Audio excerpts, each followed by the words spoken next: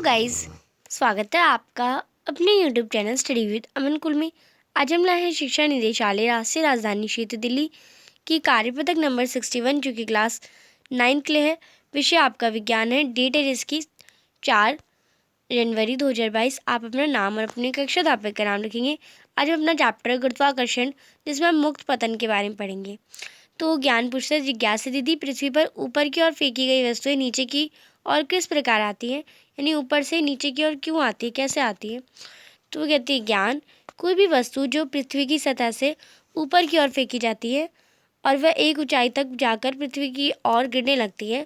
जब कोई वस्तु केवल पृथ्वी के गुरुत्वाकर्षण के प्रभाव से गिरती है तो इस प्रकार के पतन को मुक्त पतन कहते हैं।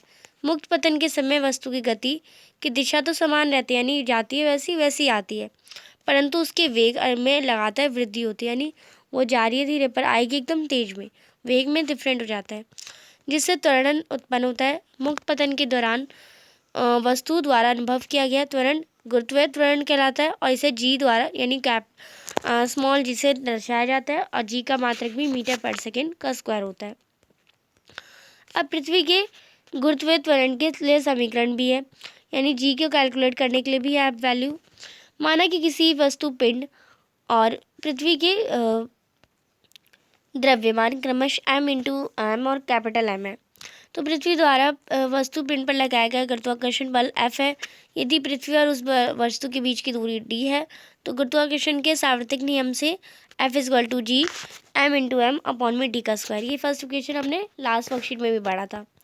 तो गति के दूसरे नियम से हम जानते हैं कि वस्तु पर लगाए गए बल का परिमाण उसके द्रव्यमान और त्वरण के गुणनफल यानी द्रव्यमान और त्वरण के बराबर होता है वस्तु पे लगाया गया बल। ये हमने पढ़ा है एक फॉर्मूला।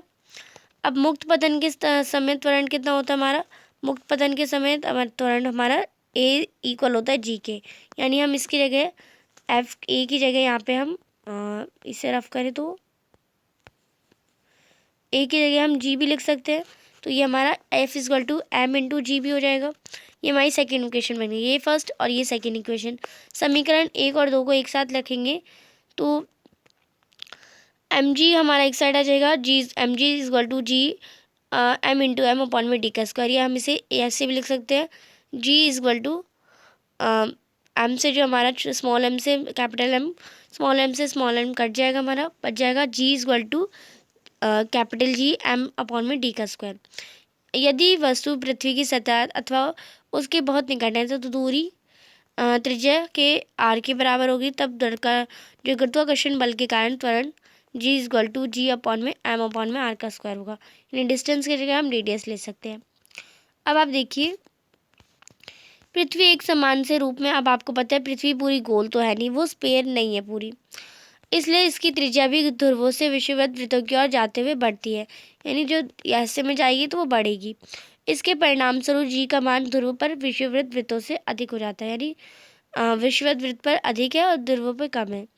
जैसे अगर हम देखें तो वो ध्रुव की त्रिज्या आरपी है और विषुवत त्रिज्या आरी है। आरी जो होती है वो बड़ी होती है आरपी से। अब यहाँ पे आपको कुछ क्वेश्चन है, स्वयं को जांचिए। पहला प्रश्न है, मुक्त पतन को संक्षेप में समझाइए। तो जब कोई वस्तु केवल पृथ्वी के गुरुत्वाकर्षण के बल से प्रभाव में पृथ्वी की सतह की ओर गिरती है तो उसकी गति को मुक्त पतन कहा जाता है। दूसरा प्रश्न है, गुरुत्वीय त्वरण किसे कहते हैं, इसका मात्रक क्या है। तो मुक्त रूप से गिरने के दौरान त्वरण को गुरुत्वाकर्षण के कारण त्वरण कहा जाता है। इसे जी से दर्शाया जाता है, छोटी जी स्मॉल जी से, और इसका मात्रक है त्वरण के समान अर्थात मीटर पर सेकंड का स्क्वायर है। नेक्स्ट है थर्ड क्वेश्चन, जी का मान ज्ञात करने का सूत्र परिकलित कीजिए।